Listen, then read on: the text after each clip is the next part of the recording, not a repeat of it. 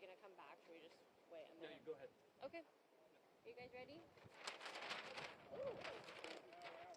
Now we're not. I'm gonna get my stapler on there.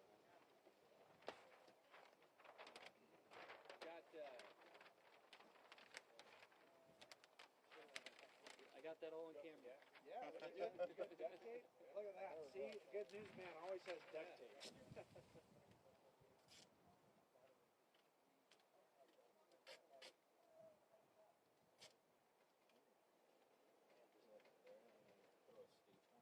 Yeah.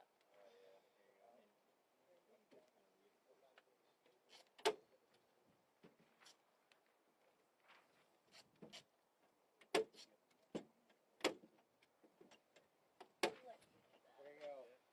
Division Alpha, please stand by for your 30-second break. I'll hold you to it, so watch Hey, out. not a problem. You know how that works. We're good to it. Let's do the top too, so it doesn't get, and we'll do the bottom. So it's a little windy.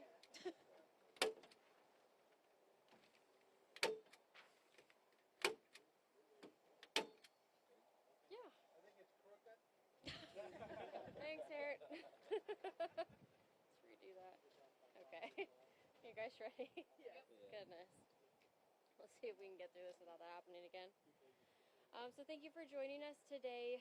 We did want to do another press conference to just bring you an update on the Rowena Fire.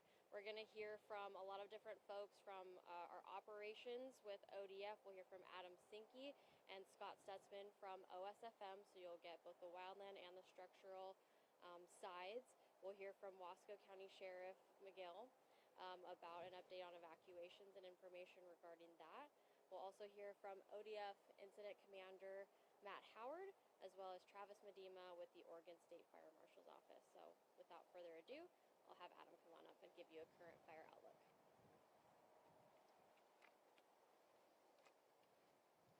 Hi, I'm Adam Sinki. I'm the Operations Section Trainee with ODF Team 2. I'm going to be going over the plan for the wildland portion of Unified Command. We'll go ahead and start over here on the west side of the fire, and we'll work our way down and around the fire. Here on the west side, we currently have crews engaged, and they are conducting direct hand line, trying to keep the fire as direct as possible and minimize that acreage loss, and try to get this fire put out as quick as possible in a safe fashion. So the crews are working here, and we also have crews working from the other direction here from the south end, trying to tie that in together there and get that piece of uncontrolled line there to where we can get a line around it all and get it controlled.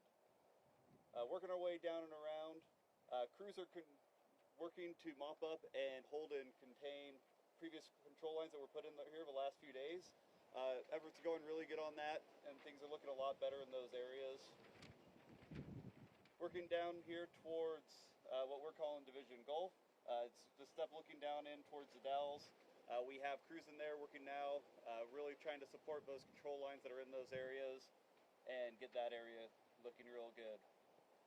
We also have crews working up here along I-84, Highway 30, and all the stuff here around the Columbia here, supporting those control lines and assisting with mop up around the structures. All right, thank you. Good afternoon, Scott Stzman, Structural Operations for... Oh, you bet. Yeah. Hello, good afternoon. My name is Scott Stzman, Structural Operations for the Oregon State Fire Marshal's Incident Management Green Team. Today we have a total of 5 task forces that are really concentrating their efforts on Highway 30 here, working from west to east. We have them dispersed along Highway 30, up around the Dalles Port area, and then all the way up to the 7 Mile Road. So in this area, they're mopping up in and around the structures, continuing to secure those structures from any advancement of the fire. They're mopping up on the homes that have been directly impacted by the fire and are continuing to secure those. And then assisting our wildland partners where they can, and patrolling, doing our tactical patrols up and down Highway 30. Thank you. Good afternoon. My name is Lane McGill. I'm the Wasco County Sheriff. I want to give you some information and some updates on evacuations. So I'll just give you the evacuations numbers just like I did yesterday. So level 1 evacuations, we're at 1,547 residences. For level 2 evacuations, we've changed some of those. We're at 1,718 residences for that. And for level 3 evacuations, we're at 575 residents. What I want to do is show you here on the map, most of the evacuation changes have changed down in this area and here and all the way around the corner of this part of the fire. We've allowed some people that were in the level 3 areas back into their homes. It's about a 200, almost 300 individuals that have been able to go back in here. So that's been good news here.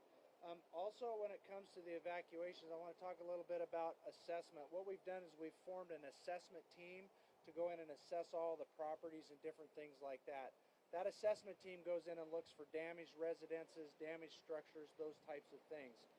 What I can tell you is we have confirmed right now that there are 49 residential structures, and when I say residential structures, these are actual homes where people actually live. So we've identified 49 residential structures that have actually been destroyed or lost. We have an unknown number right now of actual outbuildings, so that could be like detached garages, shops, well houses, pump houses, and things like that. That number has not been settled on as of yet, nor have we settled on any kind of vehicles. But we anticipate, based on the assessment team's evaluations that will continue throughout the incident, that these numbers are going to grow. But that's what we have for you right now. I want to reiterate, as we reiterated yesterday, we have no known fatalities at all in this fire. I know there's been some rumors and there's been some statements about that there's fatalities and there's numerous fatalities. That is not the case right now. We have no known fatalities. We do not have any missing persons that we know of right now that have been confirmed. With that being said, and I gave this information yesterday, I want to give it again, is that if you have a loved one that is missing, we have a message hotline that you can call, and that number is 541-506-2724. It's 541-506-2724. So if you have a loved one that is missing or you don't have contact with, please contact that number, leave a message. We're checking it regularly. That way we can reach out to them through our process with the assessment team as well as public safety. The last thing that I wanted to talk about is we know that some of our individuals need to get into their homes now because of the extent of this thing, as far as just getting in to check. We're allowing people in when the evacuations are lifted. That's one of our focuses. Life and safety is still our number one priority. We have a lot of wind today, a lot of trees that are being remediated and different things like that, rock slides and so on. But if you have immediate need, like medications in particularly, please come to one of the roadblocks and we'll get an escort into your home and stuff if your home is still there, and then we can get you back out safely and stuff like that. So that's still happening. Just like I said, just go to one of the roadblocks and we'll facilitate for you on that. So that's it I have for now. So thank you. Do you have an idea of where the majority We'll take questions at the end. Afterwards, Yeah, yeah. let those guys go and we'll get you taken care of. Good afternoon. My name is Matt Howard. I'm the incident commander for Oregon Department of Forestry Incident Management Team 2. It's early in the season for us to be rolling on a fire like the Rowena Fire in the middle of June, especially such a large, devastating fire that's caused so much damage and impacted the community, as Sheriff McGill says. We are very interested in putting this fire to bed and assuring that we can get the community back in place and commerce back in place as well for this community. Fires like this are challenging on many fronts. It's tough on our firefighters. It's tough on the communities that we're here to serve. There is quite a few agencies that are focused on this community and making sure that we can provide the services to them to ease their suffering in this effort.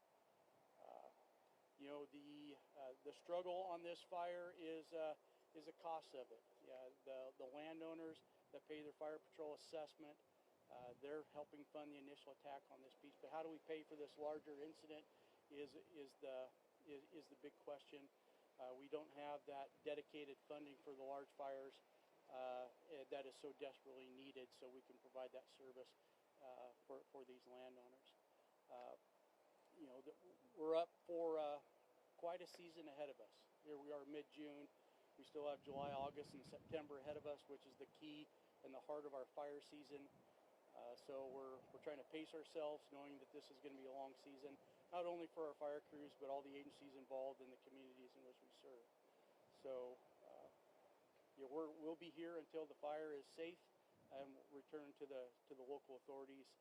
And we're glad to be able to be here and help those folks out. So thanks.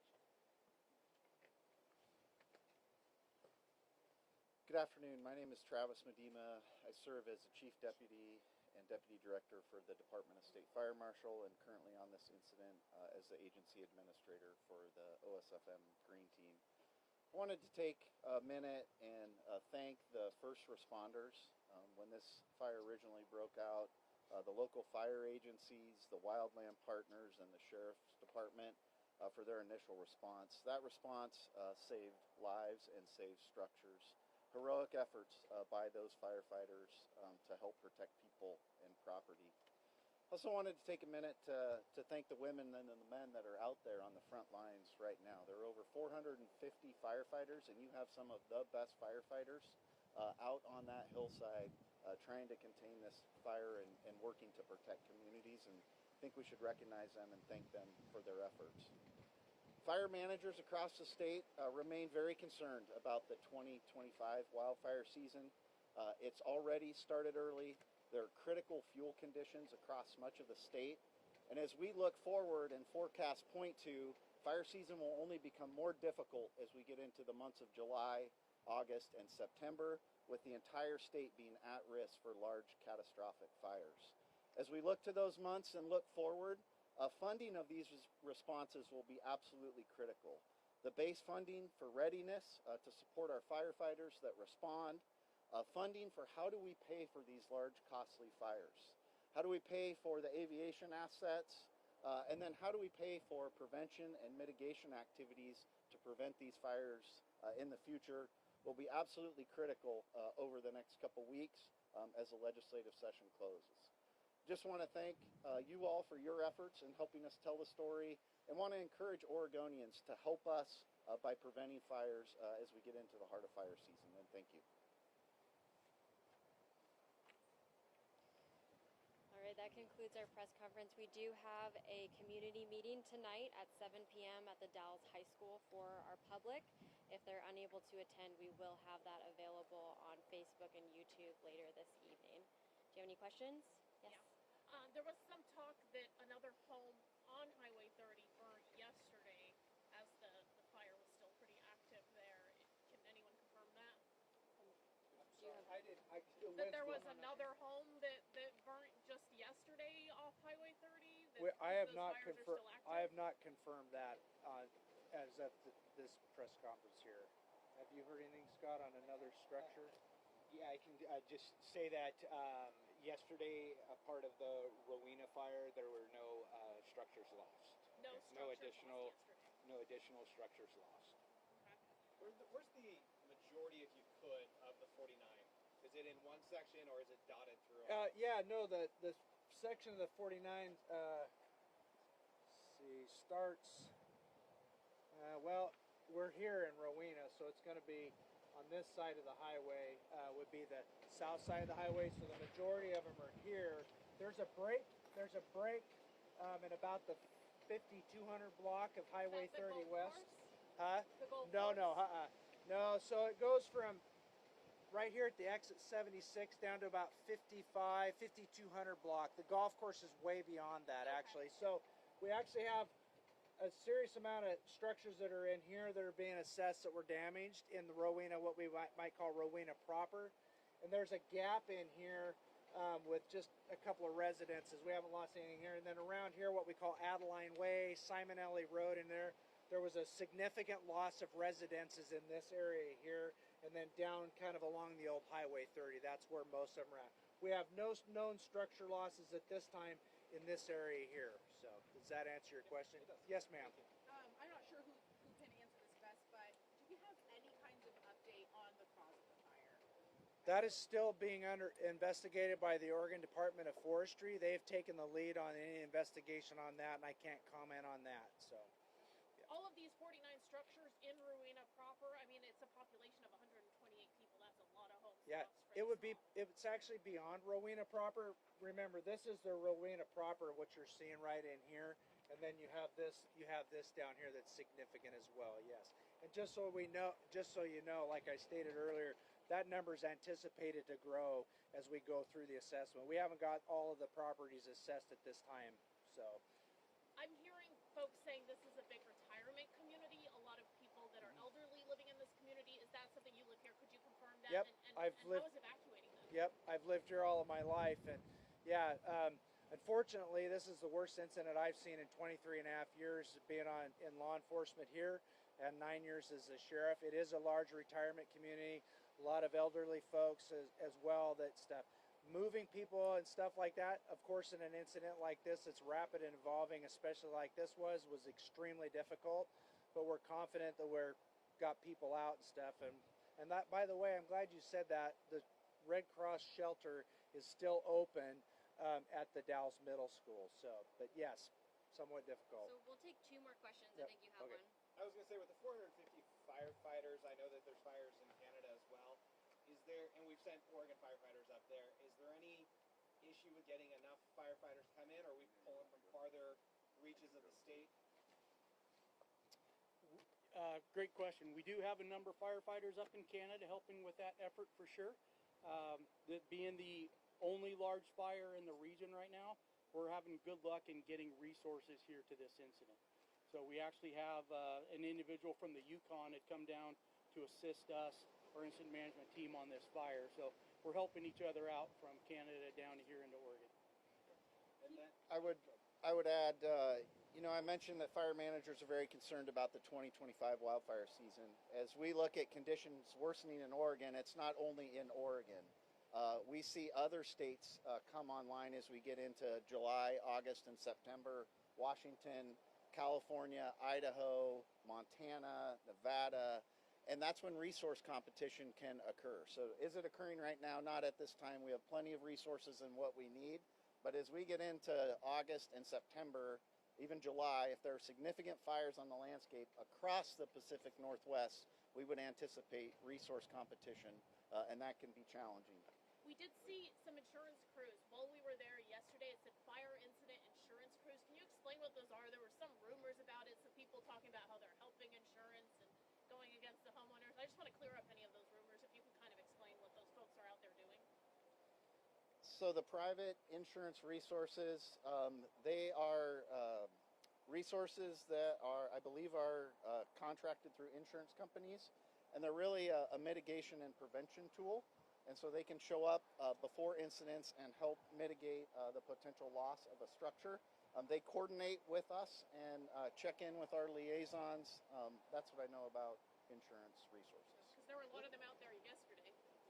let's talk positives. Is there any positives? Like, is the wind blowing it back to keep it from spreading, or the way it's burning, or anything like that, to give kind of those people that are being evacuated hope of what's to come? Yeah, you bet. So the wind, as you guys can see today, is bad, right? Similar wind as we had on the day of ignition. The good news that I see is the wind's going to lessen over the next couple days, which is going to help our firefighters gain a handle on this. The part of the great news about this is the 450 firefighters that Mr. Medema spoke of. Those are the folks that are giving their heart and soul out there right now to keep this fire at bay. Minimal to no growth yesterday, and really the lion's share of the work and the gratitude from myself goes to the local fire district, the fire district here, and the Oregon Department of Forestry, the Central Oregon District, and all those integrated resources that were here on the initial attack, working tirelessly with the sheriff's office and the other resources, protecting lives and structures and natural resources as well. So we were handed a very good package yesterday as we in-briefed, and it's only because of that devotion from the local resources here. Thank you. All right, thank Appreciate you it. very much. That was Thanks for doing that.